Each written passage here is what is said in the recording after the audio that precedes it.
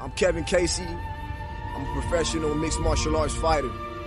And right now, what I'm about to do is issue a warning out to all other competitors. I don't want overs. I just expect them to happen. Fatty's gonna fatty is real. Oh, give me fucking truth, baby! Come on! Let's go! How have I been this successful in life? Welcome back, folks. You're live with us. Another edition of the MMA analysis coming at you. Had a card last week, as we always do. Have a card this week, as we always do. The only time where there isn't a UFC card is when we're all going to be in Vegas. It's the only time. Like, They what got are the it. chances? They got to leave that open for the hog. It's got to be a hog weekend. You can talk shit all they want. They're not counter programming. No, they know better. They know better than that. Gonna I get do crushed kind of if laugh they at try the that. people like Lance is like, oh, it ain't gonna sell nothing. Like, dude, that's gonna sell like crazy, bro. That's gonna be pretty good. Heavyweight title fight, but also a freak show at the same time. So it'll do some numbers. Technically not for a title. Whatever. Who cares? Belts are made up. It don't matter. Yeah, it doesn't matter. Even it's for the in, lineal heavyweight championship. Yeah. Whatever that means. It's for the UFC heavyweight championship. There you go. There you go.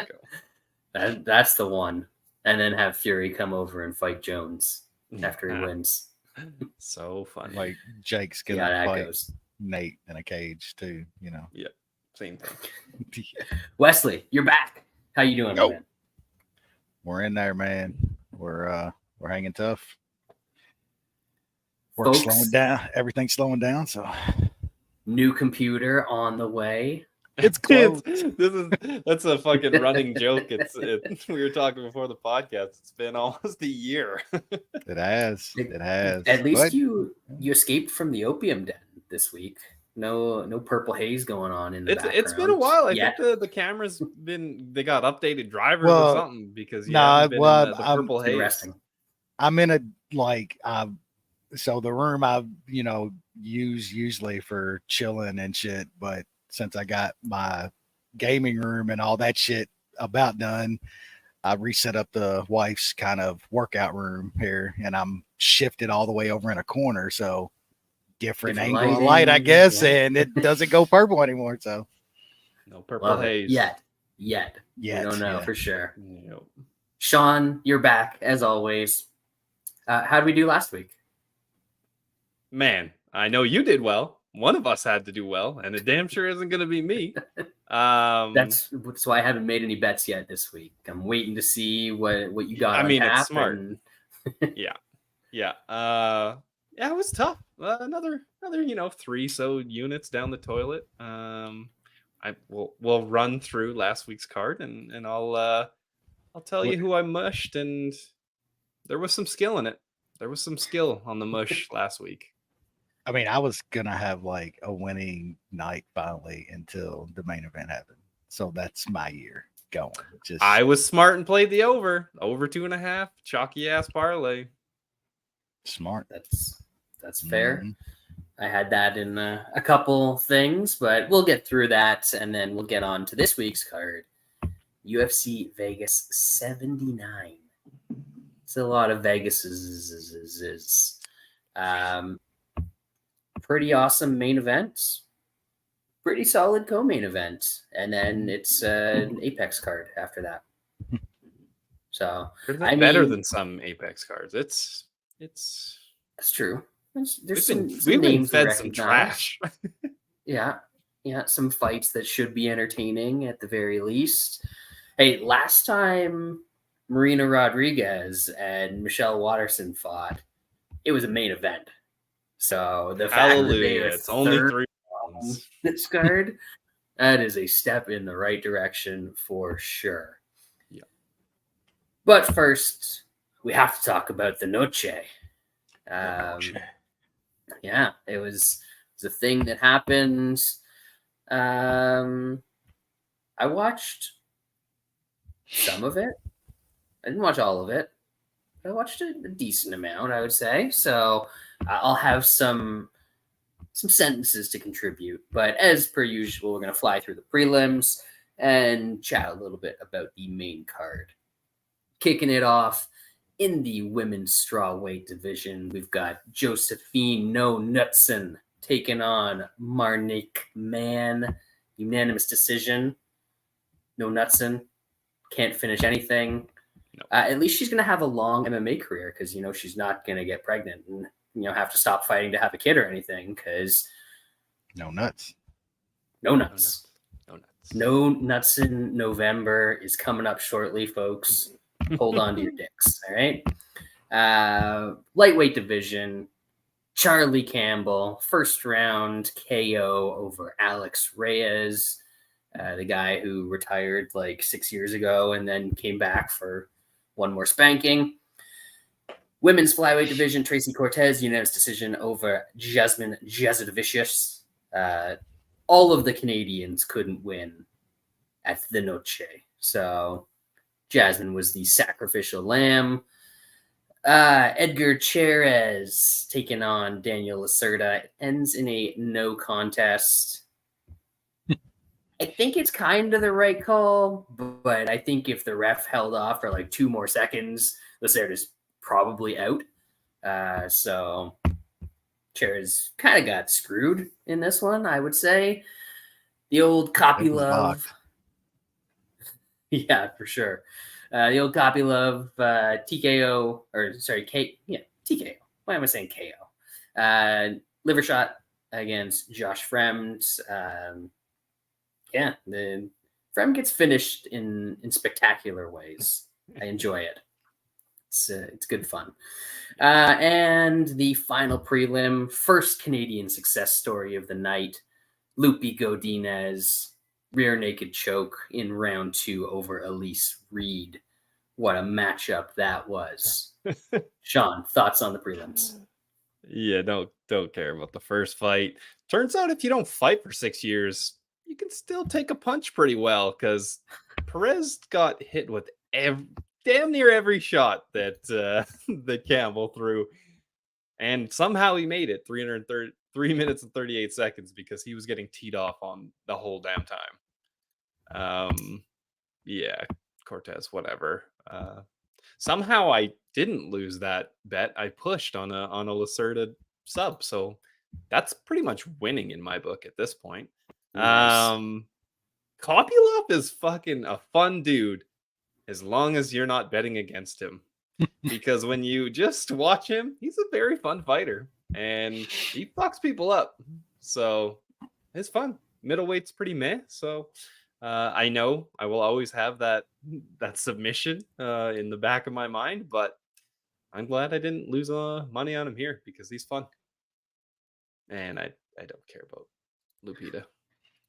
Kopylov definitely not the same guy that got subbed by Carl Roberson back in the day. Yeah. There's no possible way that this is the same dude. Dude's fun to watch. That guy's a good striker. Yeah. Body double for sure. He's the John Fetterman of MMA, as they say. Wes, thoughts on the prelims? That's one of the best things going right now is the Fetterman body double shit. No nut. I mean, she couldn't finish if I was jerking those nuts off. She's just boring as shit. I had a small bit on round start or fight starts round 2. And Reyes is literally like one of the worst fighters that's ever stepped into the cage. Like his chin fought for you, but the Reyes skills were letting you down. He's just bad, man. He's like one of those dudes that I guess they signed him because he's Mexican American, I guess, and they just needed Dominic Reyes' brother. Yeah, is that it? Is he Dominic Reyes' brother? They said on the Jesus. Commentary. I mean, he's got a better chin than his brother. That's for fucking sure. I bet a little bit on Cortez. I feel a little fortunate to get that decision because I thought that could have went a number of ways. In the moment, I was calling that ref just an absolute fucking moron and shit. You know, if you watch that replay a couple times, man, Doesn't look great. Doesn't look great. It's like really hard for a ref to see that kind of action and not think that dude's completely out. I do understand that his arm goes completely limp. You gotta check on a guy multiple times. If he just gets choked a little bit longer, he gets choked a little bit longer. Like, fuck, what are we doing here? It is not on the fighter to prove that he's awake. It's on the ref to make sure he's not out. Yeah. It's not the other way around. So I get that the optics looked really, really bad when his arm went straight down. That doesn't matter. Like, he needs to grab like Shaun said, grab the arm and raise it up a couple more times. If he's out 1 second long, I think there was a choke on Tuesday night to where the dude had it in a little bit longer than probably most people would let him.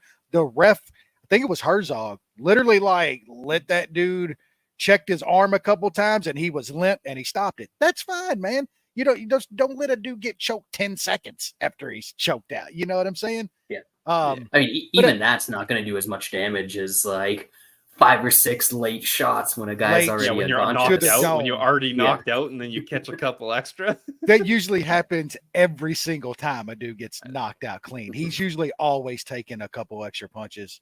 So I mean, that's on the ref. That's pretty bad, and I think that was a couple. At least Tyone after the fight was like, "I fucked up, dude. I'm sorry." You never see a ref go and admit that, "Hey, I completely fucked up, bro. I'm sorry," and he did at least. Kopylov is fun. That dude might be good. 185 isn't the greatest, middleweight, down from the top 4 or 5 guys. That dude's probably a top 10 middleweight right now. I don't give a shit about Loopy. Yeah. Gotta quit blowing Loopy. Nobody gives a fuck about Loopy. LR, I gotta grow it out. So when we're in Vegas, people think I'm younger than I am. So gotta work for it. And yes, I'm trying to do my part to avoid war with India. I had some Indian food. Got a belly full of Joe Rogan Josh right now. Delicious. One of the top Indian dishes, if you ask me.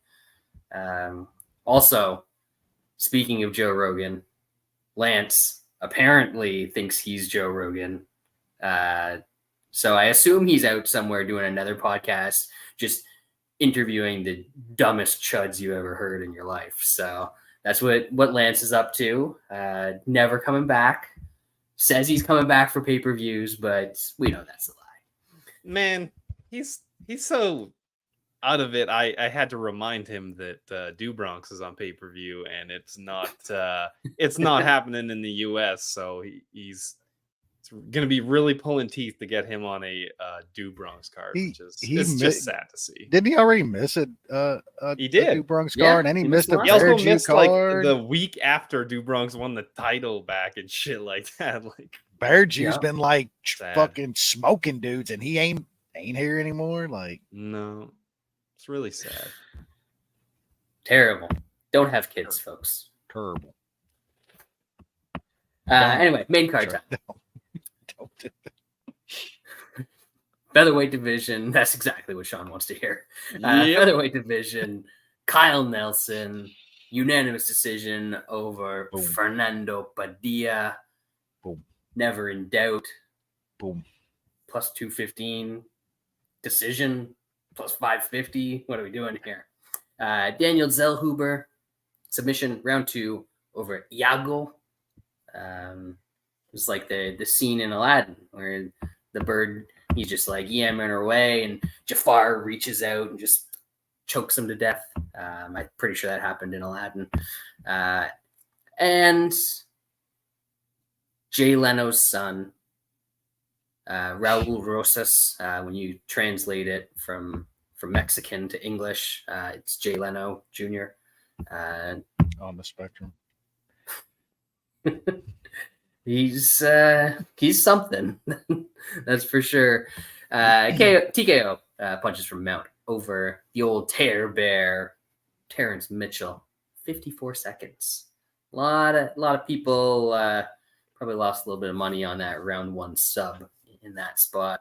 Or you can be dumb like us and lose money on the over 1.5. And But over 2.5. either way. And Mitchell. All of it. I didn't go that far. Well, you're small. Yeah. Shaun, thoughts on those 3? You backed the Canadian this time, and he came through for you. I didn't think he had it in him. I think this is like he's obviously got a little bit better. They were yakking about his cardio is a lot better. It probably is. I also think he's fighting a little bit lesser competition who don't wear him out as much. I think this is just kind of a hype job a bit too much on Padilla. Padilla gets hit, man. He's there to be hit. Guy's got some offense, but that defense is not great. I think it's the same sort of thing with Zellhuber. Like Zellhuber, he gets hit a lot. We're gonna get him. But at lower levels, those guys aren't flatlining him, and he's got decent offense, as we saw. But damn, I had Yagos, and he was cracking them early, and even in the second before it all went down the tubes, he was still landing some really hard shots. But I think you could see the tide was turning. Yagos has never been a 3-round champion, that's for sure. Lost just all kinds of sprinkles on time. I don't know. Mitchell, I was interested to see what he could do in grappling. So of course he just comes out and fucking just bangs, bro. So exactly what I wanted from him. I don't think he was gonna win the grappling anyway, but that might have taken a little bit more time. Keep hyping up this dude. He's not good. They better fucking slow roll him. They better give him chumps like this where he is a -600 favorite, because as soon as it's anybody with a decent amount of skill, I think he gets beat again. Yeah, Wesley. I was on the old Canadian as well. I think around +220 or something. Padilla was just a lot of hype, man. A whole lot of hype. I don't need like that body type too, because we see it with we're seeing it with Zellhuber. We see it with who's the dude Bahamundis and stuff, like these tall dudes that can strike a little bit but get fucking plastered to the face constantly. People just like them for some reason. But yeah, that was a nice hit. Man, I was feeling good about Thiago. So, I mean, I thought I was figuring and settling in for like a puckered third, like the holding on. And I thought we were gonna get there. And looking good, was gonna be up 2 easy rounds. And man, that was pretty sick though. Like I gotta give it to Zellhuber. It was sick. I'd bet he's talented Thiago, when he throws. Yeah, but he gets cracked, man, like a lot. Like these dudes can't. You can't have that length and shit too, and like let a guy like Thiago's inside on you so much, just getting cracked wide open to big shots. Yeah, like Thiagos was obviously at a big reach advantage, and he was able to get in and crack him. So if somebody has had decent reach, then they might be able to do some damage because they don't just have to jump in all the time. But 6 stoppage, I give it to him. Props to him. Got me there. And yeah, like I got some plus money on fight starts round 2. Had a little bit of Mitchell, just a straight fade. But look, we've seen it. We've seen a guy that can wrestle and grapple a little bit. And what happens to Rojas at this point? Like he's still a kid and stuff, man. And I don't. Now people's dude. Now that he's got a KO on his record, he's gonna be minus 800 or something next time. Watch, he is gonna be a massive, because they're gonna give him another dude, and he's gonna be a massive favorite, and it's gonna be just auto bets against him going forward for the foreseeable future. Steve, is Carlos Alvarez like a soccer dude, or are you talking about Carlos Alcaraz? That's the tennis player. Sure. I think he's talking about the tennis player. Yeah. Oh, he does look like Canelo Alvarez. Maybe. He doesn't have red hair. not the ginger from there's apparently a lot of them. So. He's just a kid. Wait till he grows into that chin. That's pretty good. That's pretty good. That dude is going to hit the Jake Matthews cycle earlier than anyone ever has in their career. He's going to be, like you said, Wes, he's probably going to be like minus 800 next time, and he'll win that one easily. And then he'll take a step up, and he'll be like minus 400, and we'll fade him, and we'll win. And then he'll go back and going to do it all again. It's going to be glorious. A lot of cycles. A lot of cycles. This dude is young. I mean, he's like fucking 12. Like, there's going to be a lot of cycles. He's been on a lot of cycles already. From the looks of that chin, you only get one of those with HGH that dude's out of the womb. That dude's absolutely been on something. Like, absolutely. I'd almost guarantee he's been pumping some shit. He grew up down the block from Sage Northcutt. Sage's dad got some of that that good juice in him early on. Or maybe he was like the test subject. Who's the dude that fought on was it Contender Series last week? The dude that's his dad was a Nazi, said he was pumping him with steroids when he was 7 years old. That's Bryce Mitchell's training partner. Yeah, yep. And he was all like, "Yeah, I got away from that life." So it's like, "No, you ain't. You with Mitchell. Y'all a couple Nazis fucking running around Arkansas. Shut the fuck up." That dude is one buzz cut away from Bob Arum's wet dream. Co-main event in this one, welterweight division. Jack Della Maddalena split decision over Kevin Holland. Thought it was kind of a dumb split. Decent performance from Maddalena, not a good performance from Holland. Maybe Maddalena's better than I'm trying to give him credit for, but I'm not sold. Not sold. Shaun? Yeah, I agree. Holland just fights so much that he's gonna have these letdown spots. Like, he didn't fight terribly. I just think if he's on his game where he is against some guys, sometimes he wins that fight. I mean, it was close enough as it is with how kind of stupid he fought and weird shit that he was throwing. Yeah, I don't mind that bet. It was consensus. We lost it, but plus 130, 140, like, it's a close fight. It's going to be a close fight every time.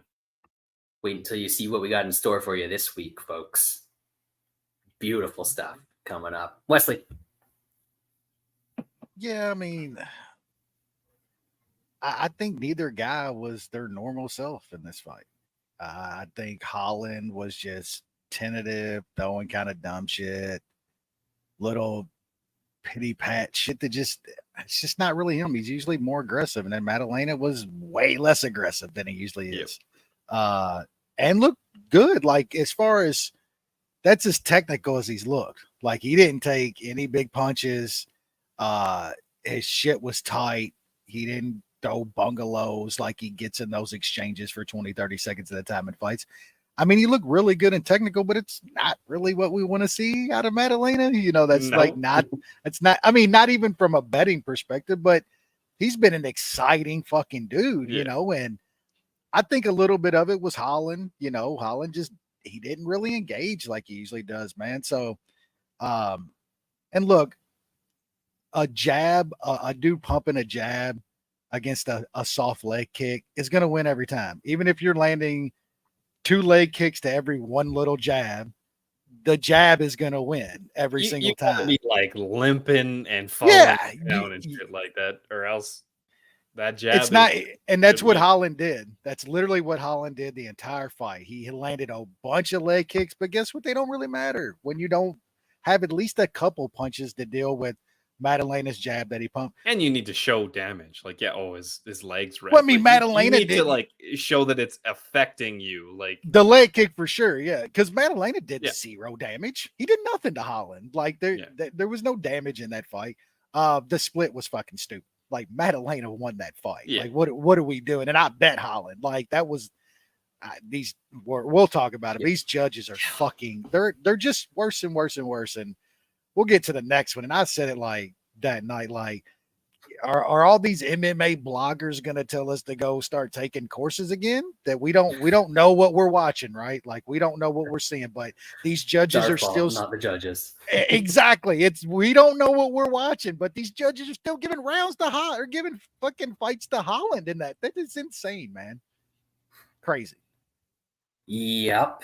Yeah, you need to save the leg kicks for when Joe Rogan's on the card, and he can talk about how they're so devastating, and the guy's leg's gonna fall off, and the judges can hear him because otherwise they don't know what they're looking at. Man, another Saturday of just DC is beyond fucking shot, bro. Like beyond. There might not be a worse commentator in any sport in the world than DC is. Like it is crazy how bad that guy is. My God. And he will keep getting opportunities because people think he's good. I don't. Yeah. What are y'all listening to? He's just around, man. He's always around. He's on the normal UFC fighter to commentator trajectory where they start out and they're like kind of all right, and then they just Bisping too. Bisping did the same thing. Like Bisping was okay when he first started, and God, he's just you get those two guys together, and holy shit. The one thing that I appreciate about Bisping is when he just like relentlessly hits on Lorosenko during any broadcast they're on together. That is highly entertaining, I will say. Yeah. Main event time. Draw between Alexa Grasso and Valentina Shevchenko.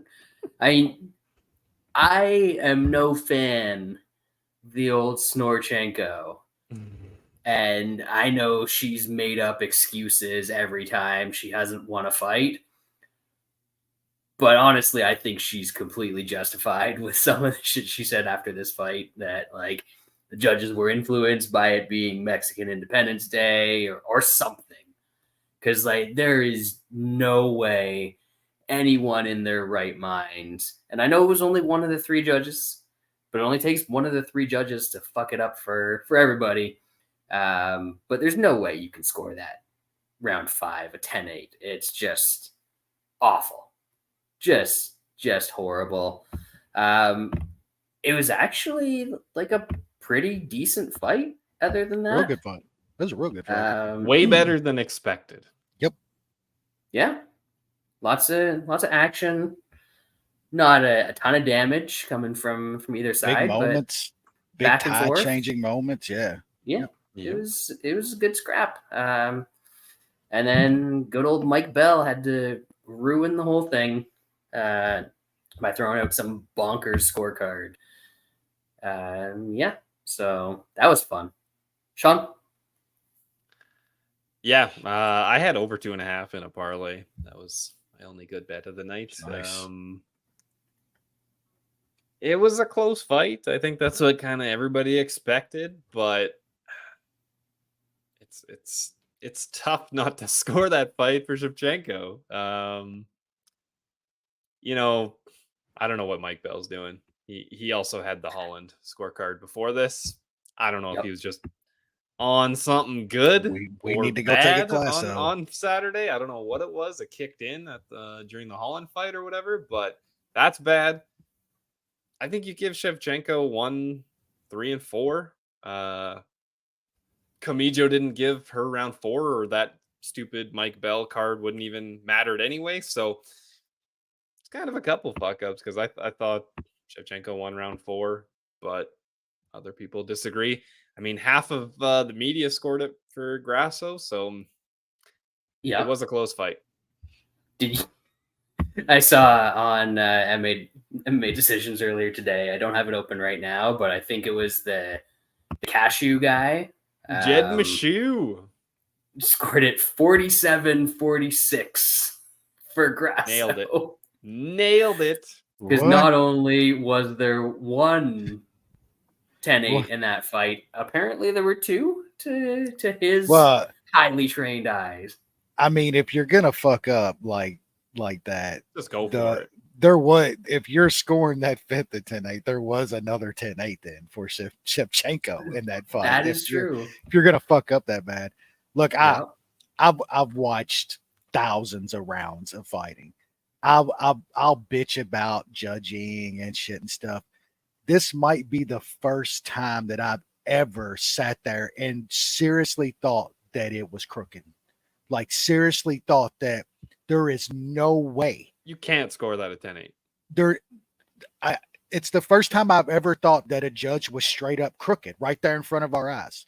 There's no explanation. There is no explanation. Shevchenko was winning 3 minutes and 45 seconds of that round up until it was boxing her face off in the fifth round. Was boxing her face off in the fifth round. And that seriously, that I don't know. And it's Mike Bell. It's a dude that's been around for fucking 2 decades. Another dude that's been around forever. Unexplainable. That's the only round I can ever remember in my life where I'm like, that's crooked. That dude is straight up crooked. But also, it's just as bad. Shevchenko won the 4th round. I don't know what everybody's fucking like. There's I can't remember. I saw somebody. It might even been our boy Dan Tom, who you know how I respect. He said he went back and watched the 4th and scored it for Grasso, but he bet Grasso. There's no way. There's no way Shevchenko won the 4th round, man. Like she fucking lit her up in the 4th round. That was bad all around, man. And it was close enough though. The 4th's close enough, whatever. 10-8 round. First time in my life I've ever like sat there in real time and like, this shit's rigged.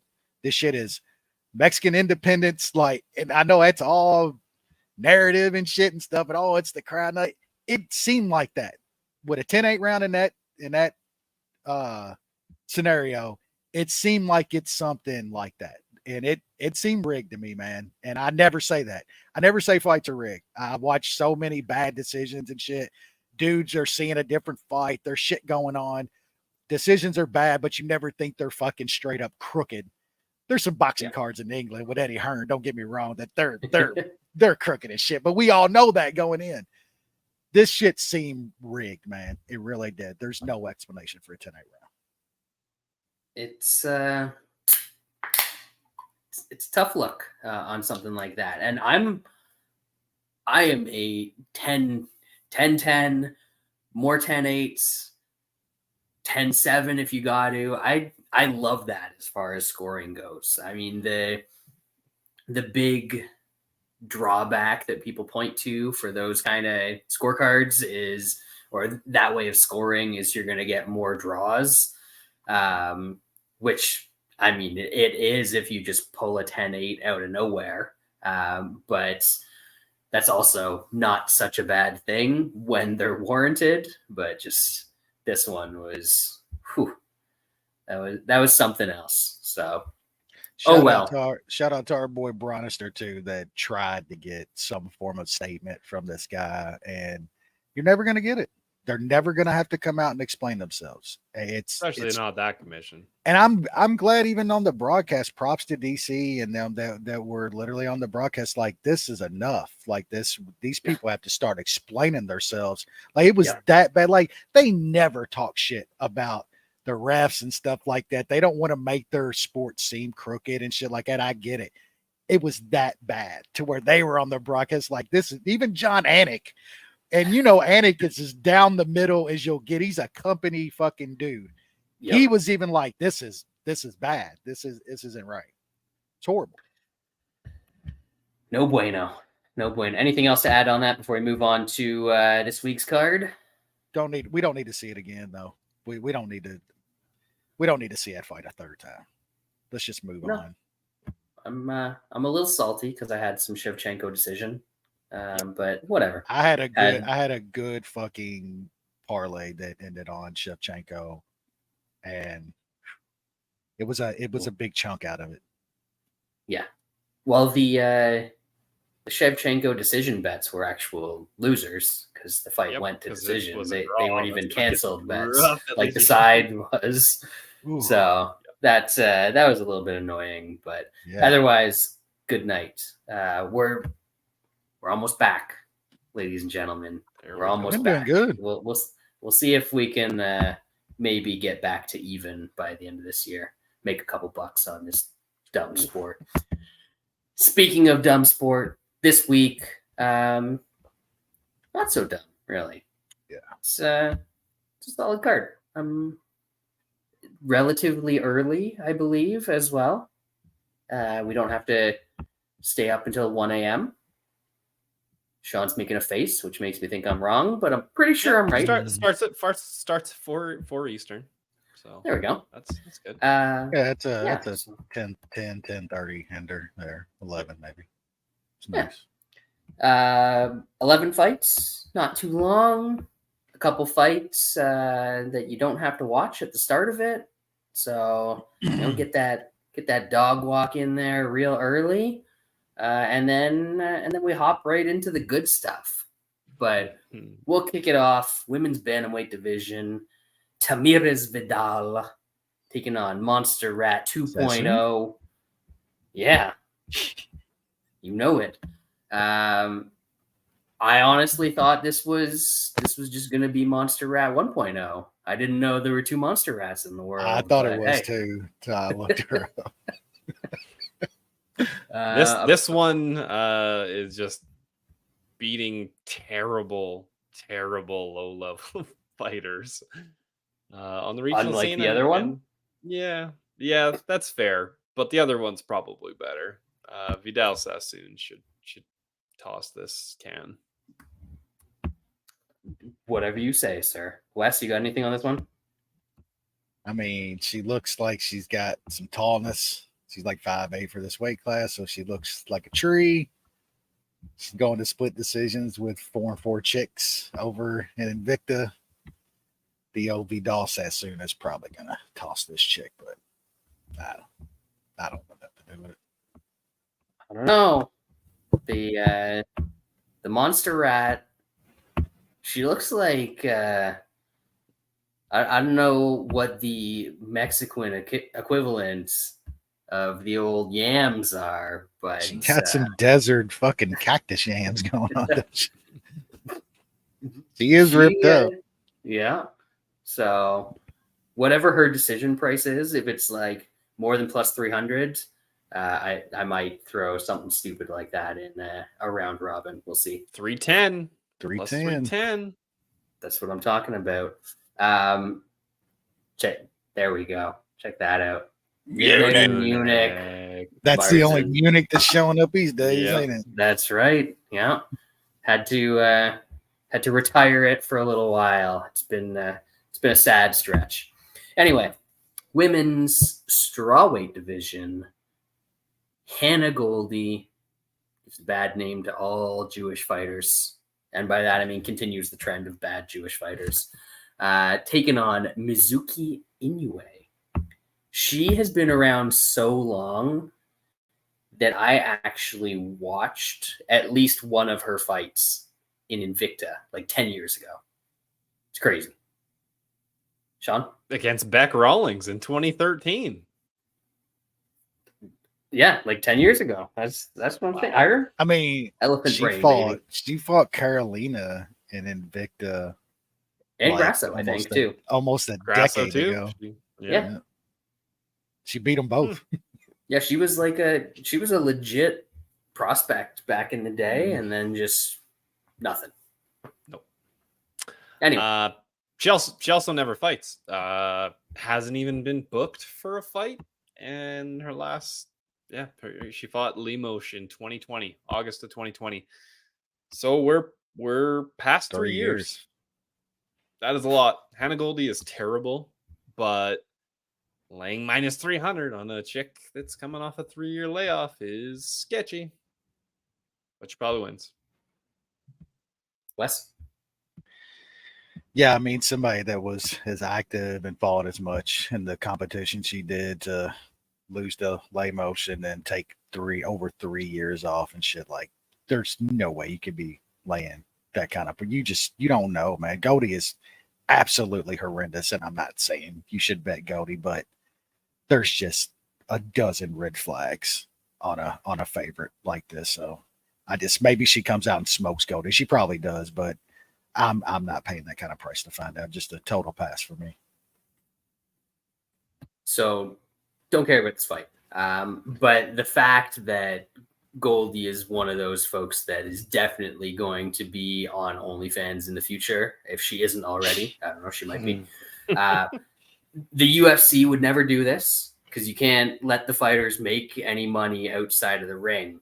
But PFL or whoever buys Bellator, how long do you think it is before they've got like the Twitter handle, the Instagram handle, and then the OnlyFans account handle. all on the walkout Yep. graphics? You know, that's $1 million idea there for you second tier promotions out there. Inoue probably by decision, but not betting -3. We saw what somebody looks like after a 4-year layoff this week. Doesn't go great, so we'll see what happens there. T-shirt in the pool time. Woo. Mo Usman, he's not really a t-shirt in the pool guy. Nah. He's just a bad heavyweight. But good old Kate Collier, formerly the prototype, now the Play-Doh type, coming out hot, taking the division by storm. And now he's cooled off a little bit. You know, sometimes you gotta take a little time and you gotta bake that cake. You gotta let it set for a little while. But now it's prime condition, Shaun. Per sources, obviously, per sources. Our boy Water Show's got like fucking the all-in package on OnlyFans, like super premium. Is there a subscribe all button on OnlyFans? Yeah, It's pricey. There's a lot of fighters. It's like the fucking Red Zone channel. You can go fucking quad box and shit. Like, dude, Water Show's probably running fantasy fucking OnlyFans leagues and shit. I wouldn't doubt it. I think he might just own OnlyFans. Why him and Paige Van Zandt partners? Yeah, Just bought it out. I hear she might be doing the old sex on the OnlyFans. Oh no, she did. She gets banged on the OnlyFans. She goes, she's full in. She's full in. I guess Mr. Van Zant's full in. He was little shower scene. I don't even know where that got posted, but somehow I saw that. Yeah, somehow you saw it, Wes. Just I somehow. did. I swear. I didn't go to like it was a clip. It was a clip posted, probably by a Water Show. I wouldn't fucking doubt it. I would not doubt it. He would never release that out to the public. He respects the sanctity of the His paid business subscription service. Yeah, it's his business partner. That's right.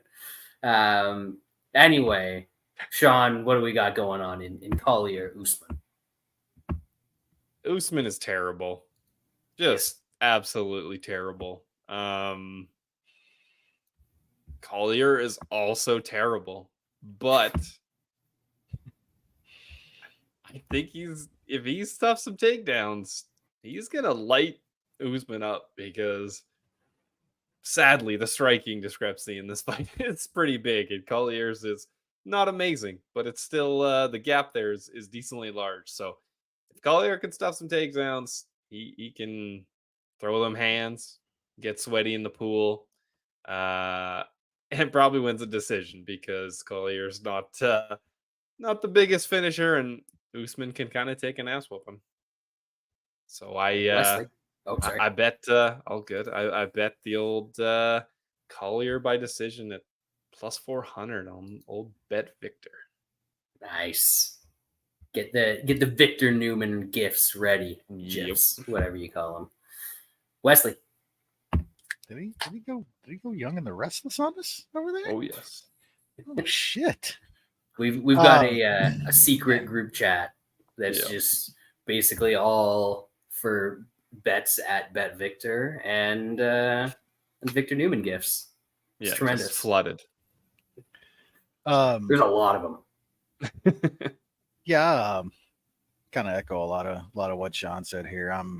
There's a couple tough guys on this this card that are like auto fades for me, and the shit Usman is one of them. He's just not good. I mean, he's got the look, got the fucking athleticism, the muscles. Dude can't fucking throw. I think it's gonna probably be a lot of him trying to get Collier up against the fence and hold on him and shit. In space, Collier's got the way better hands, in my opinion. I don't think he's got the power to get Usman out of there, though. Usman, if he lands clean on you, he's actually got some okay power. It's not big power, but if he lands clean on you, he can't hurt you. I don't see him landing clean on Collier. Like, it's a fat shit that Collier is. He's actually a decent, skilled fighter still. So I like Collier here. I like him straight. I like him by decision. And of course, we're going a little over 2.5 here. I think this is easy super fatties. I got some 1.5 and some chalk parlays. I think that's going to cruise over 1.5, but most places 2.5 now. So yeah, like the super fatties as well. Yeah, Usman doesn't do anything in his fight. I know that somehow he managed to get a KO win on Tough, but he does not do it. And I say that as a guy that has bet him in both his UFC fights so far. He is been a money train for me, but that stops this weekend because, that stops this weekend because Collier will throw. Sometimes he'll go overboard a little bit. He'll gas himself out, as we saw in the Chris Barnett legendary T-shirt in the pool clash. But usually he's going to keep a pretty good pace. If this is at distance, he is going to be winning. If Usman holds him up against the cage, that doesn't really mean much of anything anymore because as soon as they break off the cage, Collier is going to be winning. So I think Usman's doing his best to stall this one out. I think Collier is doing his best to throw some volume and rack up some points. And after 15 minutes, so you got your super fatties in there. Jake Collier is going to get his hand raised. He's, what is he, +1? There's a +135 out there. I don't know how widely available the old points bet is for people. But +130s, Penny, Betway, a couple places have them. And Jake Collier by decision. So we're going to split up the consensus a little bit this weekend. We're going Jake Collier for half of it, money line, and Collier by decision for the other half. It's going to be a glorious day in the pool. These are the ones we do good on. Just the fucking outlandish shit that should you should never have any money near it. Those are the consensus we fucking hammer and hit every time.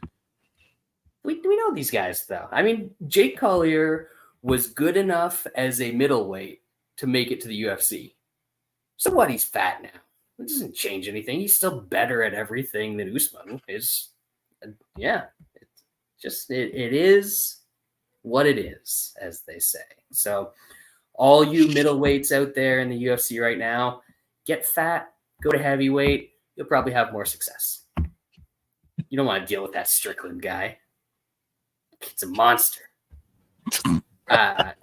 Speaking of monsters that are coming for Strickland's belt, the Mamba, Jacob Malkoun. And he's got a sacrificial lamb in front of him by the name of Cody Brundage. Shaun, what horrible things is Malkoun going to do to Brundage in this one? It's kind of hard to say because Malkoun has 0 finishes in the UFC. Dude's a lot better than I think any of us could have expected when he got into the UFC. He's got some skills. It's just that finishing ability is it's not great. The plus side is Cody Brundage is very bad and likes to get finished. So if it's going to happen anytime, it's going to be now. for Malkoun. I've been flip-flopping on this fight. I think I might land on fight doesn't go at plus 110. There's a book that has that, and there's a bunch of other books that have Malkoun inside at plus 105. So I guess it's or the other way around. I guess it's worth 5 cents. So just in case Cody Brundage somehow pulls an absolute rabbit, which dumb shit happens in 2023 in the UFC. So I'll just do that and pray to God that Brundage just serves it up on a platter, because if he doesn't, then Malkoun is probably just going to blue ball him for 15. Wes? Yeah. Man, look, Brundage is gonna give this guy opportunities, but man, Malkoun's a dude that literally will turn down fucking shit. Be like, nah, I'll just lay here. Could have a hot model in his bed just trying to give it to him. Be like, nah. I'll just roll over here and go to sleep. I think that's probably what's gonna happen, bro. I think Malkoun's just gonna lay on this guy. Brundage will give him spots to where he can get a finish. I'm not sure Malkoun's got it in him to finish fucking anybody, but you're right. If there's a dude that he's going to get chances to, it's going to be Brundage. That guy's just absolutely horrendous. And then play the under or whatever, fight inside if you're going to do anything, because I don't know, Brundage he pulls shit out of his ass from time to time. So just give yourself that out there. But I like Malkoun here. I think it's Malkoun by decision, though, personally. But no bet on the fight for me. So MMA power couple: Jacob Malkoun, Josephine No Nutson. Are you serious? Match made in heaven. No, of course I'm not. I don't know anything about these people's personal lives, Shaun. That's true. I thought you just Googled it. I said earlier, don't have any kids. Like, you don't want to have any kids. Like, there you go. Get these Either two of them together. are finishing. That's going to be a no child household right there. It's going to be Malkoun here. I mean, he'll even think about shooting that unstoppable single leg of his, and Brundage could be like 15 feet away and he'll try and jump a guillotine on it. So he's going to end up on his back. He's going to end up gassing. It's honestly just a matter of, can Malkoun, or does Malkoun want to advance position and throw some ground and pound? Because I think like this is a fight where come second, third round, he should be able to get this dude out of there anytime he wants. It's just, it seems like he doesn't want. He certainly does not. Well, maybe he does get paid by the minute. Maybe that's, in his contract. So, he stays in there for 15. He makes a little bit more than your average bear. So I might get a little wacky and throw some Malkoun round 3 in something. It's like plus 800. Just a way to take a huge, juicy favorite and have a big number on it. But in all honesty, he's probably winning the decision here, because that is what the man does. Couple more prelims to go. Welterweight division. This one should be entertaining. We've got Andre Fialho taking on the Dirty Bird, Tim Means. Speaking of tall guys, Shaun, you're a tall guy. Yeah. Break this one down. Yeah. The Dirty Bird, I think, has to wrestle early and have some success early with the wrestling, because early on, if this is on the feet, I think Fialho has a lot going for him against Means. Means has been getting a hit a bit lately and getting cracked. If Means can get out of the first round, out of the first 4 minutes with not too much damage taken, I think he's got this fight. You can get some round 2 Tim Means for 1,200. You can get round 4 or round 3 for 1,400. Round 4 is probably a great price. Those aren't bad. those aren't bad. But yeah, it's tough. I like the Dirty Bird to wrestle early and gas Fialho out, and then maybe finish him late in the second, early in the third. So I might throw some darts. I got to get some money back somehow this year. Wesley. Yeah, I think this really comes down to can Tim Means can he survive that initial, half a first round with a really big puncher. I think Means is the more skilled dude here. I think he can definitely wrestle if he wants to. Definitely the better wrestler here. I do think if this gets out of the first, man, and Means gets rolling, like, Fialho's been fucking cracked and knocked out here lately too. Like Means can crack. I like Means in this spot. I think outside of the power and worrying about Means' chin, which you absolutely have to at this point, and he's the better striker here. I think it's a really good matchup for him. So, I mean, it's nothing big for me here, but there's some plus 145 out there and stuff on Tim Means against a guy that's been fucking finished 3 times in his last 3 fights. Even though Means is getting finished, like he's in some of these fights against some pretty good dudes. I kind of like him. I feel like it's a pretty good matchup for him if he can just not get take a ton of damage early in the fight. So yeah, plus 145. It's going to be a small bet for me on the old Dirty Bird. I really don't know where I'm going to go on this one. I think there is a good chance that Fialho's knocking Means out in the first round. And if that doesn't happen, then we've seen that his chin isn't great. His cardio isn't great. So he's probably going to get stopped in the second or third. So normally I just see those big numbers on Means and jump in. I think I'm leaning a little bit more towards Fialho getting it done in round 1. But this under 2.5 or doesn't go, depending on what prices you have out there, that seems like it's something nice to throw in a parlay, because even at this age, I don't think that Means is going to drag this one out 15 minutes against a gassed Fialho if it gets out of the first round. So I like the under. Kind of leaning more towards Fialho round 1. But man, those are some nice prices on Means 2 and 3. Is this the week that Shaun breaks out of the slump? Is it time to hop on board, Wes? Ooh, that's dicey.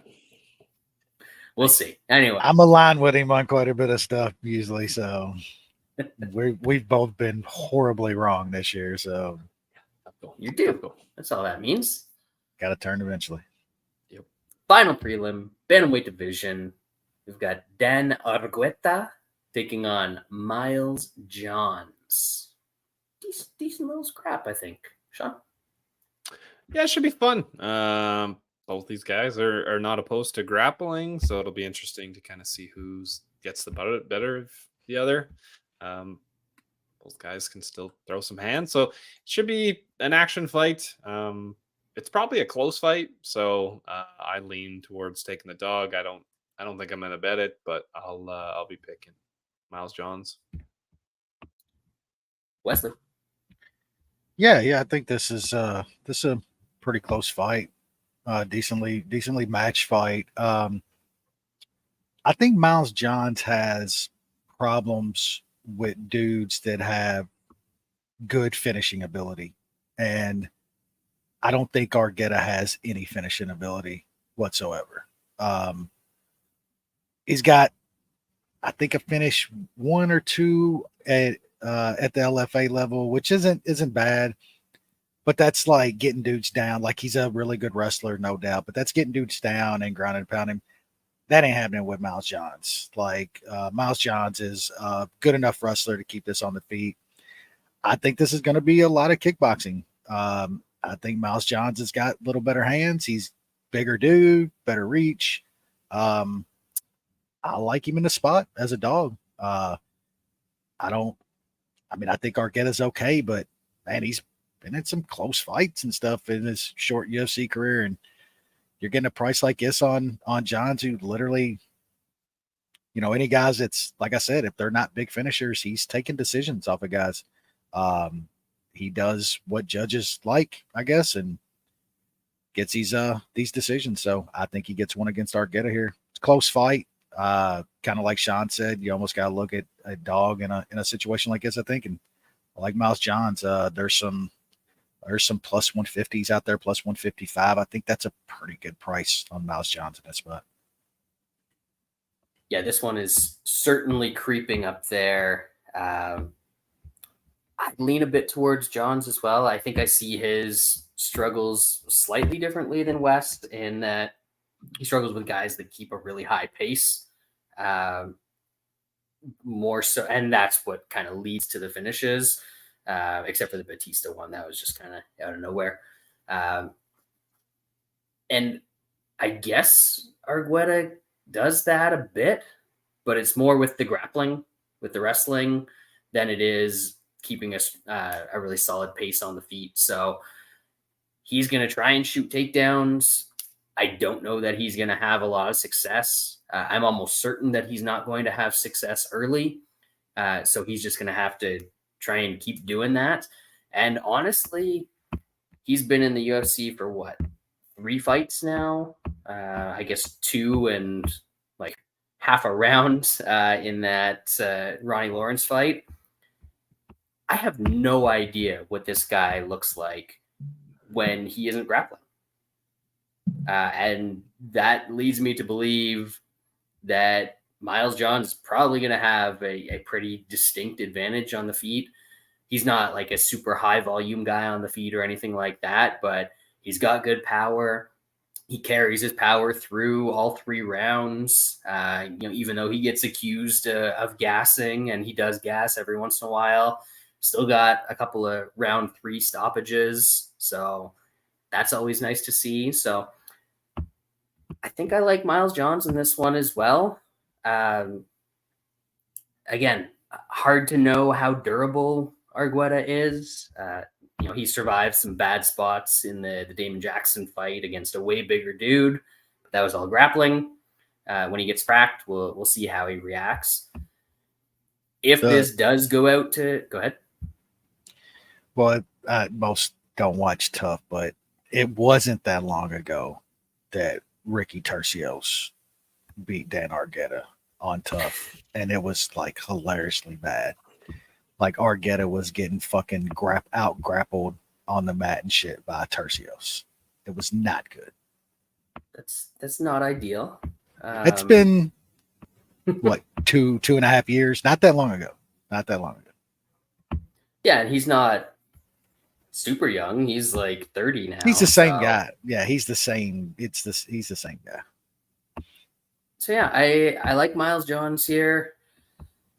Is there a big decision price on him? Because I feel like this one should 300 go to decision. No. Yeah, nothing special. 300. I'll just stick with the money line, but I think I'm going to end up with a little bet on Miles Johns. I think I might be clenching a bit in that 3rd round because I think that's when Argueta is going to have the most grappling success if he does have some success in this one. But Miles Johns is going to be the pick and probably a little bet as an underdog here. Main card time, featherweight division. This could start off with a very highly skilled, entertaining fight in pretty much all aspects of MMA, or Ricardo Ramos might just quit because sometimes he does that. He's taking on Charles Jourdain. I don't even know. He's dropping down the Canadian pound for pound list with all these high flying performances that we've seen lately, Shaun. He's probably like, I don't know, number 6 now. What are we talking here? Yeah, that loss to Arosa is just something that just is always going to be around. Jourdain. I know our boy Matty has a rule that you don't bet on people that lose to Julian Arosa. So, Francisco Padilla, baby. I like Ramos here. For the most part, when Ramos is having success in the UFC, he's out grappling guys. He's taking guys down, getting a lot of top time. Jourdain has bad takedown defense. It's not really a surprise there, but it's bad. I think if Ramos can mix in takedowns, get lots of a good amount of top time, I think he can win this fight, win this decision. When it's on the feet, it is. I think Jourdain is a decent edge on the feet, but Ramos throws wild shit too, and against another wild man, dumb shit can happen. So if Ramos was to land a spinning elbow, would I really be surprised? I guess not, because Jourdain's there to be hit because he's such a wild man. So I'm gonna take Ramos. I think it's like plus 115 is the best price I can get. So I'll be putting some money on that. Wes? Yeah, I mean, just be prepared to go ahead and lay it on Jourdain, because I kind of like I like Ramos here too. Look, I don't think Jourdain's good. If Ramos just does half of the game plan I thought Kron would do against this motherfucker and go for at least one takedown, like, he's got a good chance to win this fight. Yeah, on the feet, I think Jourdain's slightly better, but like Shaun said, Ramos throws crazy shit, elbows and shit too. Like, he's not a slouch. Technically, of course, I think Jourdain's a better striker than him, but Ramos isn't dumb. He's going to go for takedowns here.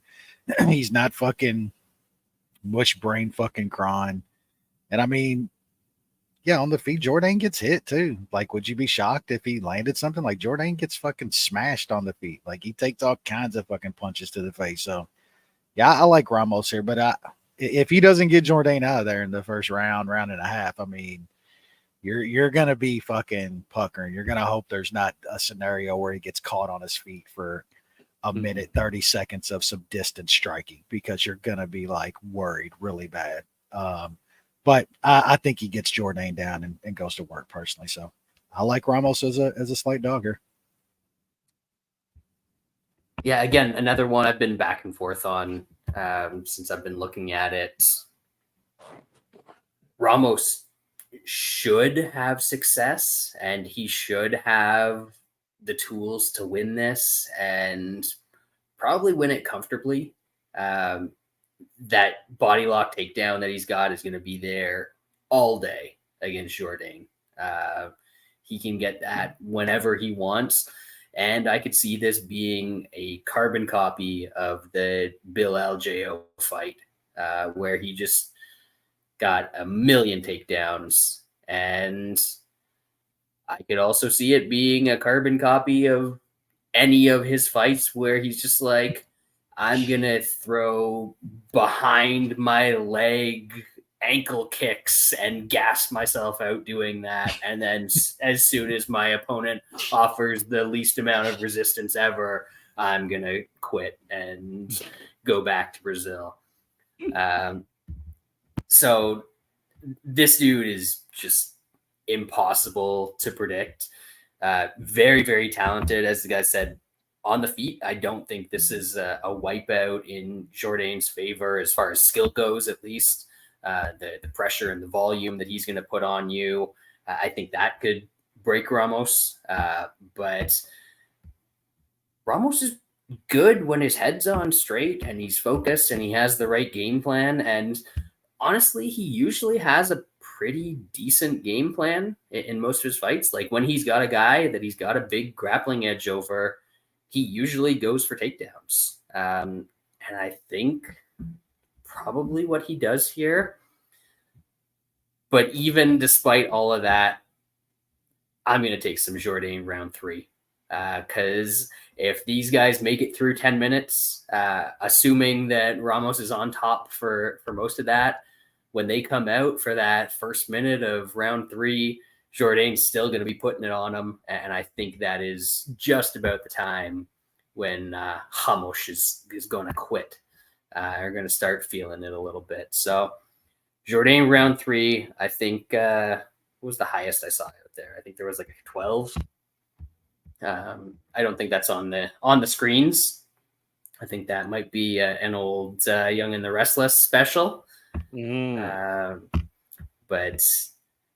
yeah, I'm continuing the trend. The Canadian wave is going to keep going. Where's that plus 1169 on the board at my bookie? Here. Oh, yeah. Good luck with that one. You ain't getting paid anyway, even if you do it.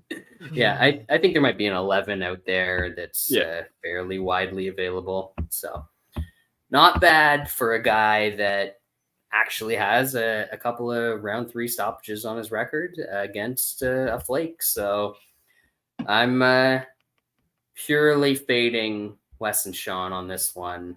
I think they're going to be right in everything except the final results. So we'll see how it goes. Perfect. Speaking about a guy that can be right about everything, Bryan Battle. This man, savant when it comes to MMA, just blazing through the welterweight division. But now he's got to deal with a short fella, AJ Fletcher. Shaun, is that going to be too much for him? Big, goofy-looking guy like Battle? I mean, it shouldn't be, but Battle's not really that good. Fletcher is a guy that he was one of those guys that I thought he looked good. He almost got a win. I bet him on short notice against Semmelsberger. Like, all right, that's good. Yeah, good in a loss. And then what does he do? Comes out and loses to Ange Lusa. Not great. And then he didn't do much in the Garimbo fight, but I mean, he caught the sub. He did what he had to do, I guess, but didn't really impress me there against a pretty low level guy. So I don't know. He's kind of been a roller coaster for me. I'm too high on him. Now I'm probably too low on him. Bryan Battle is not that good. I was kind of looking over 2.5. It is kind of around minus 110 or so, I think. Minus 130. I was kind of looking that way, but Battle's got some finishes, and I think if AJ Fletcher has success, he's probably going to grapple and take Battle down, and Fletcher's got some subs, so it's a tough one for me. I'll probably pick Bryan Battle, so you guys are welcome. Wes? Look, Battle is absolutely fucking trash, bro. And Fletcher, Wes's hate on for guys on tough is just amazing because it runs the course. I get a narrative on a guy, and I gotta ride it to the dirt. You know, you betcha. Smart. Battle's fucking horrible though. Like, he's not good. Look, Fletcher can get takedowns whenever he wants to. If Battle doesn't catch like some guillotine choke or something off of a takedown or something like that, I think Fletcher works this guy over. Plus 160 out there. Like, come on, man. Like, even if you think Battle is okay, you think he's a fucking almost 2-1 fave over Fletcher? Like, I don't think Fletcher's great or anything, but man, like, we've seen Battle taken down by dudes. Like, man, plus 160 against Bryan Battle. I'm all over that. I like that bet. I think Fletcher can win this fight. Fletcher might get a later finish. I think he's going to have a lot of top time in this fight. Yeah, I think this is the perfect time to fade Battle. He's had success against some awful guys in the UFC.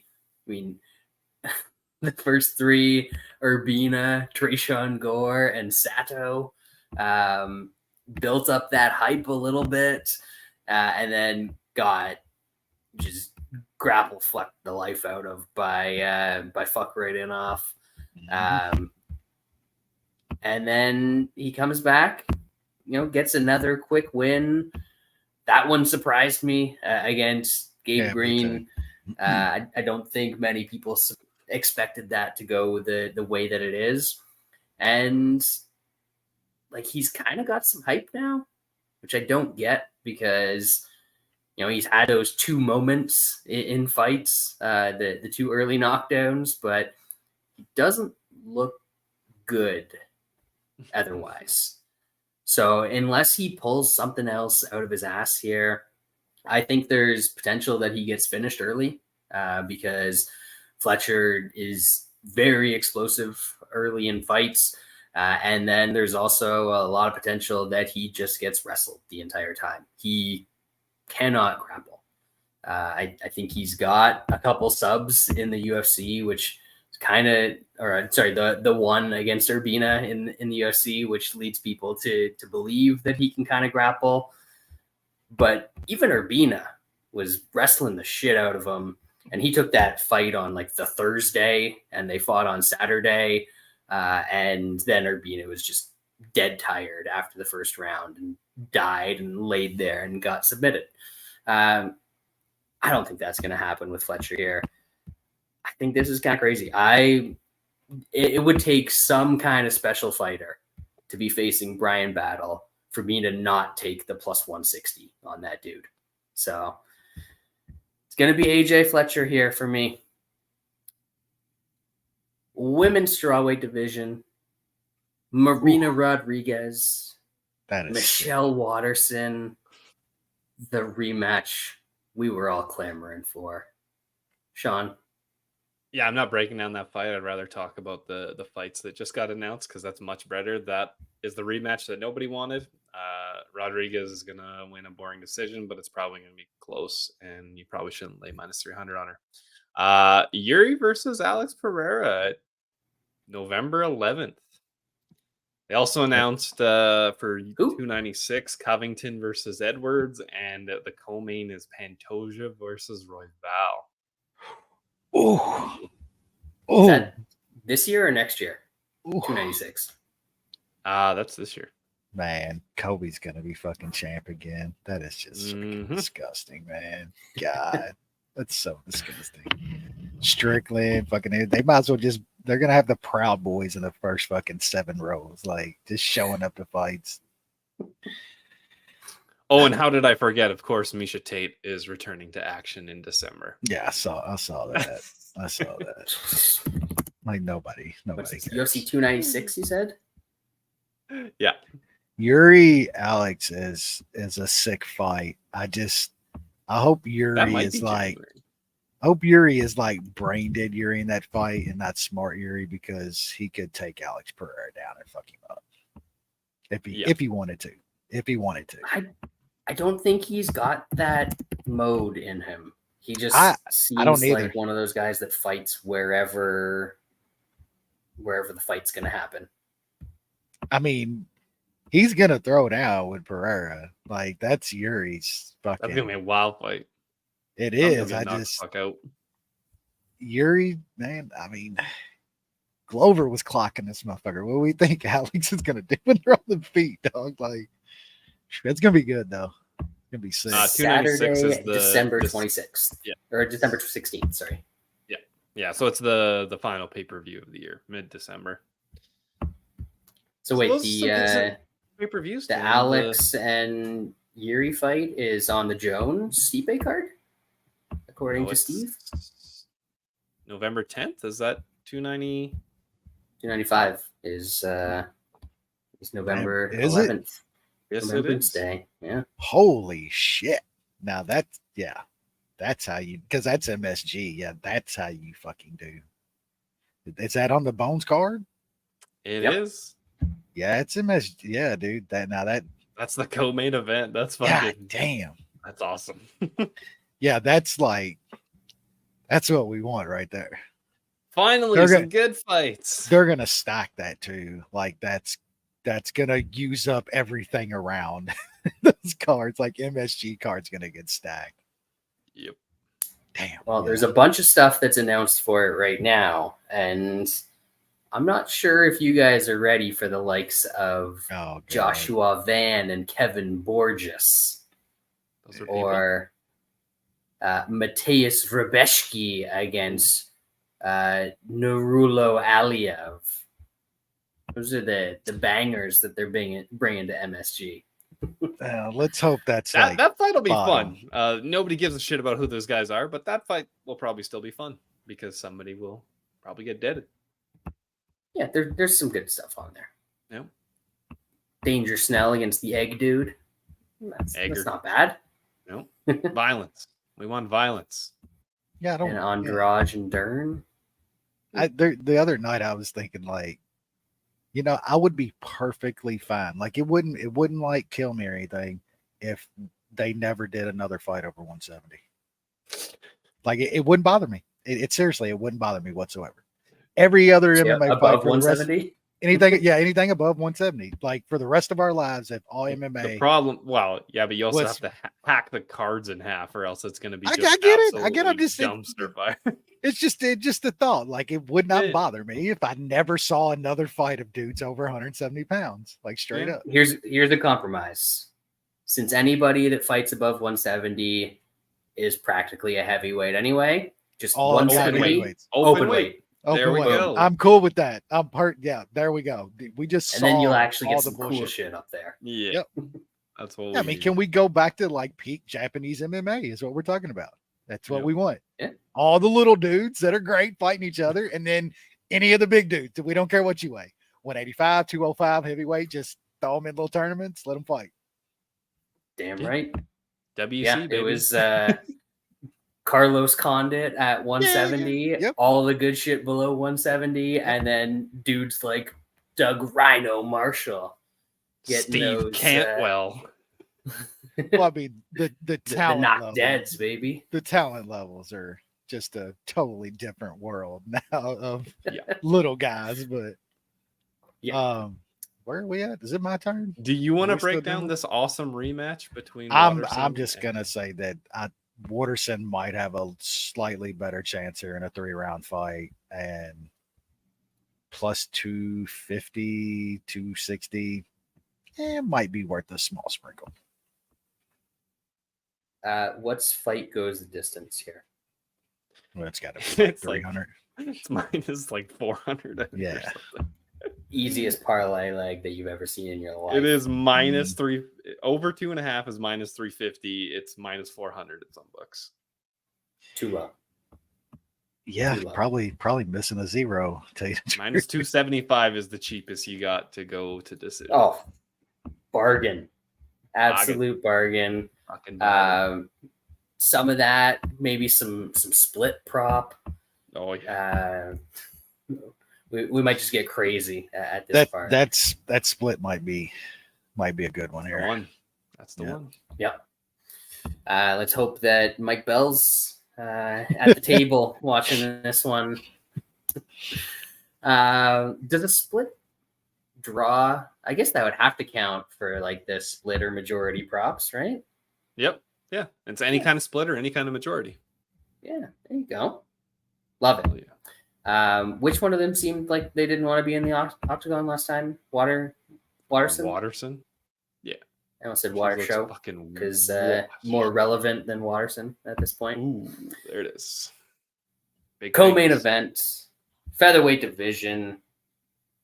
Good scrap here. Dan Ige, Bryce Mitchell. Man, I hope that Bryce's blood sugar's okay now. Apparently, he's not getting as much fruit intake anymore because the X is, I don't know, going to his Animal Crossing island and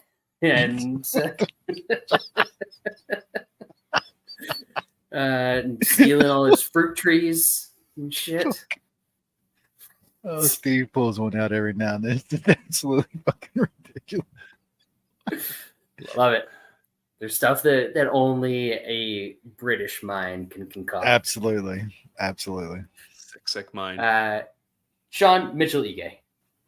Yeah, it should be fun.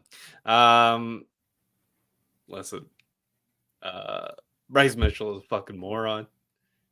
He's a fucking moron that's pretty damn good. I know he got sunned by Ilia Topuria. I think most guys in that division are going to get sunned by Ilia Topuria. But when he's grappling, when he's pushing forward, he's a tough dude to beat. Ige has been out grappled when he fought Korean Zombie in the main event. If he was able to keep that fight on the feet, he beat Zombie, which would have been a pretty big feather even at that point. But Zombie was just able to take him down and control him. I think Bryce Mitchell is going to be able to get him down and control him on the ground. Mitchell has not really shown an ability to finish, so it's probably going to go to a decision. But I think he's tough to fight, man. He comes forward and can grapple his ass off. So I like Mitchell, and I'll probably put him in a parlay with something real juicy. The over, might I suggest, in Rodriguez Waterson. Yeah. There we go. Wes? Yeah, this is an interesting fight. Really good fight. Curious to see how Mitchell looks coming off of that last fight, because man, that had to shatter the aura a little bit. It had to hurt the belief a little bit. Like, he got absolutely trucked. This isn't Topuria though. That dude is the absolute real. But I don't. Ige can be out grappled, and is Mitchell dumb enough to box though? Like, he did it with Barbosa with good success. You know what I'm saying? Like, he had this success. If Ige can keep this up, it's really close. It's really leaning towards Ige on the feet. His takedown defense is okay. And I'm not sure Bryce Mitchell has like great takedowns. He usually more kind of trips guys and shit and stuff like that. I just feel if Ige can fight that off a little bit and get this into a stand-up fight for a couple rounds, to get a couple rounds this fight, he's got a chance to win it. On the mat, yeah, I mean, he's going to get control, and it's not going to look good. I don't know, man. I lean Ige at the price. It's tough though. I can see Shaun's side for sure. I can see Bryce Mitchell getting this down and controlling him, but I just think Ige can make that tough, and this could turn into some time on the feet. And if it's on the feet, I like Ige. So that price, he's definitely going to be a pick for me. But I'm going to watch the line. This creeps up 2-1 or so. It's going to have to be a play. So Ige's the pick, and I'm going to watch the line. I think I got to go Mitchell here. Ige definitely has a little bit of an advantage, a big advantage on the feet if it stays up on the feet. I know that people remember that Mitchell knocked down Barbosa, but he really didn't strike in that fight. Like, he had the early success, and then that translated into top control, and then he just wrestled his ass off for the rest of the fight. Yeah. Even against Topuria, I know that we remember that it was like a hilarious finish, and he was just getting blasted all over the cage. He had a little bit of success early in that fight, grappling as well against a much more difficult guy to grapple than Dan Ige. I think that he comes out and does what Bryce Mitchell does.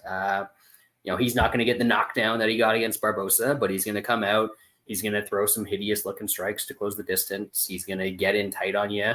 And then he's just going to try a million different types of body lock takedowns or jumping on your back until something works. And I think with Ige, the initial takedown defense is probably going to be okay.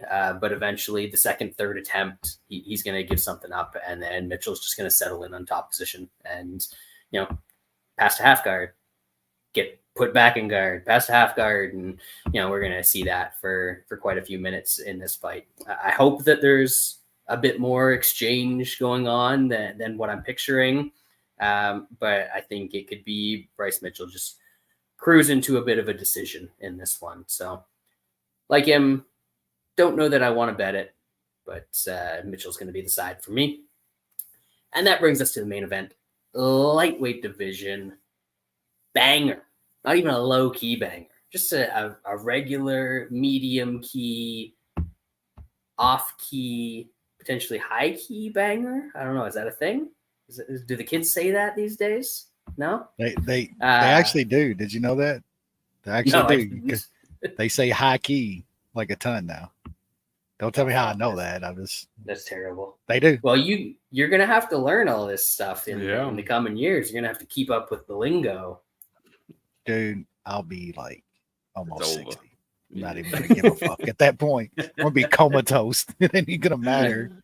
Don't Baby J comes in talking all this shit that you can't understand and just whacking him with a cane. Don't bring that shit into my house. The Fizzy Pop taking on Mateusz Gamrot. One would think striker versus grappler. Would one be correct in that assumption, Shaun? Pretty much. We don't get many style fights like this anymore. Everybody's, for the most part, is fairly well-rounded these days, but these guys, Fiziev wants to strike. He does not want any part of grappling. And Gamrot does not really want to strike at all with Fiziev, and he wants to grapple his ass off. It's tough for me to envision Gamrot being able to successfully grapple for 25 minutes. Because when it's on his feet, I think he's going to get lit up. Fiziev has shown pretty damn good takedown defense. Not everybody is Gamrot. This dude goes relentlessly for takedowns, even if it ends up looking bad, which this could end up turning into that. So it's tough for me. I think Gamrot's going to have some success early getting Fiziev down. I think it gets harder and harder. And when it's on his feet, Fiziev should have a decent advantage. So I guess is Gamrot going to be able to get to wrestle for most, probably 3-4 minutes of 3 of those rounds? That's hard for me to think he does that, because I don't think he's going to finish. So I'm going to side with Fiziev. I don't know if I'm going to play him. I've been looking at the over 2.5 is like minus 200 at some places. That might not be a bad parlay piece. Fiziev hasn't really shown too much of finishing capabilities, especially early on against this upper level. And Gamrot, same sort of thing. So I think the over 2.5, if you can play it, is the way to go. But I like Fiziev to win a decision. Wesley?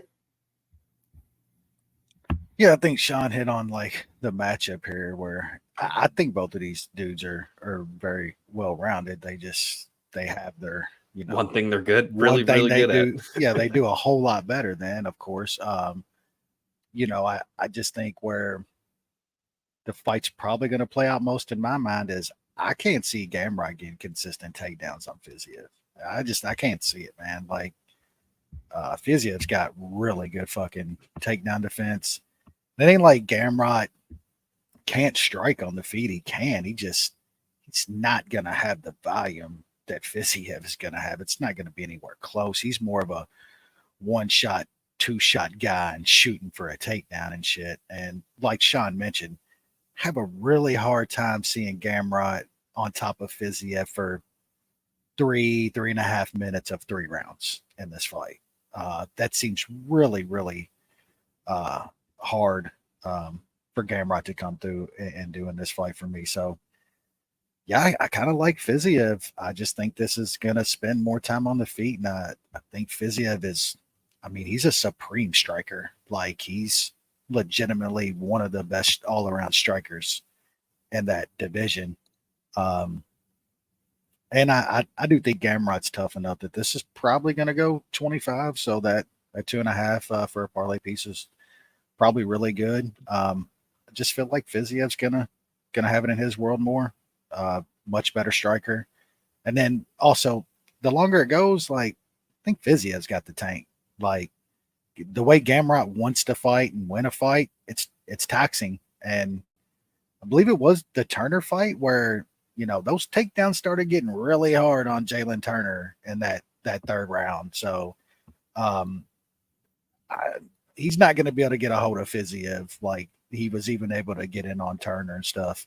So, yeah, I think the longer it goes, it's in Fiziev's world, and he can kickbox all day long. So, like Fiziev, price is dropping as we've done the show. It's actually dropped a little bit over on at Dave Mason. So, I'm going to watch the line, and hopefully some Gamrot money keeps coming in. But he's going to be a bet for me regardless. I would take plus or minus 144, whatever it is now. But hoping to see a little bit more Gamrot money come in and get that a little bit better. Yeah, it's a close one. I'd be lying if I said that the later rounds, if Gamrot can keep pushing that pace, keep shooting like 7-8 times around, like he's been known to do in some fights, I'd be lying if I said that doesn't worry me on the Fiziev side. But I think he's going to have enough rounds in the bank at that point. If you're going to be like Steve and live bet Gamrot, I'd probably be looking at that after round 2 is going to be your best bet, your best number at least. But I think that Fizzy's going to stop the yeah. Like, as far as that live betting and the further it gets in the fight, like I know Gagey won the third off of Fiziev. But like, that ain't Gamrot, man. Like Gagey couldn't like get Fiziev out of there, and he was like the amount of punches in that fight, and like Gamrot grappling, if he can't get takedowns and it's a lot of stalling, that's taxing on him. That's my only caveat to Fiziev being fresher later in the rounds, which y'all are probably right. It's probably Gamrot a little better tank, but just scenarios to where Gamrot could be really tired come the 4th and 5th round. They both could be. And then I guess what it probably takes a little bit more energy to get a takedown late than it does throw a couple sloppy strikes standing. It's tough. It's close. It's going to be interesting. Obviously, Fiziev, big edge on the feet. Gamrot, he's not even one of those guys that like he just does enough or stays busy enough to close the distance. He'll just shoot from way out. So the problem with him is he going to actually do enough to win rounds in the judges' eyes? I know we've seen a couple fights of his where they've seemed to like his style, even if he's doing nothing. He'll get some rounds just from being on top, or I don't know, I guess being active is what they're scoring. But he's going to be taking the damage early in this one. I think Fizzy's probably smart enough to work the body and work the legs, which you don't get credit for on the judges' scorecards, but you're still going to get more credit than shooting a bunch of failed takedowns. So yeah, it's going to be interesting to see if Gamrot can keep that up and eventually turn those failed shots into successful shots. But man, the couple times we've seen Fizzy taken down, I think the only time we haven't seen it was round 4 against Dos Anjos when he, kind of got held down a little bit. He'll hit the ground and he'll just pop right back up. Like the takedown defense is good, but then the get up game after that is also extremely good. Like he knows he doesn't want to fuck around and spend time on his back. He's just going to get right back up. So maybe that'll give Gamrot a chance to hop on his back or something like that. Yeah. I really don't see it. I don't think that Gamrot can physically overwhelm him like he has been able to in a lot of his wins in the UFC. And I think it's going to be Fizzy racking up those early rounds and then probably holding on a little bit late as Gamrot starts to pick up the grappling a little bit. So I like a Fizzy decision here as well. Think it's going to be tight. don't know that I'll be betting it, but the 2.5 or even the 3.5, I'm seeing that there's a minus 125 at Bovada, minus 135 is a couple other places. Don't know if I can actually get those. Probably not, but Bovada minus 125 for 3.5. That seems kind of nice on this one. And then you don't have to worry about finding something to parlay it with. So I'm going to go Fizzy. On the fence as far as the bet goes. Should be a good fight. I think we're getting 25 minutes of pretty high-level MMA in that one. But Gamrot's just kind of hit that ceiling in the UFC. Physically, like I said, you can't just overwhelm guys. The talent gap isn't what it was in KSW or anything like that. And he'll still mop up the bottom to mid-tier of the lightweight division in the UFC. I mean, we've seen that already. But then he gets to this level or even below this level, and he starts to stumble a little bit. So, like Fizzy, we went a little bit longer today. We gotta work our way back into the that's okay. booth. They got some extra from us because they're not getting us next week. We finally have a week off from no UFC. Beautiful. It's the birthday week next week. So there we go. I don't want to be watching some shitty UFC anyway. Oh, because we're coming back to a banger between Grant Dawson and Bobby Green. Main event. Co-main event. Joe Piper versus Razak Al Hassan. There's a few good fights on the card, but god damn, that's bad. That can't be real. I don't believe you. 100% real. But we got Dober back against Ricky Glenn and Algio against fucking Alex Hernandez. That's gonna be just madness, Okay, there's some decent ones. Barono Buckley. There's some fun stuff. It's just the headliner is a bit of a struggle. But we also complain when they put shitty heavyweights on for main events. So if we're getting mediocre lower weight guys, maybe that's a bit better. Well, I know there's no UFC next week, but Cedric Doumbé is in PFL. That should be interesting. We get I'll be watching Canelo next week. We at least have that.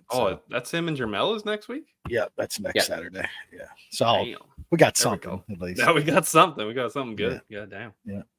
Yeah. So a couple stuff to enjoy while we are gone for a week, folks, but we'll be back, the three of us at least. And we'll join us. As I said, we'll tighten it up a little bit. Finals this weekend.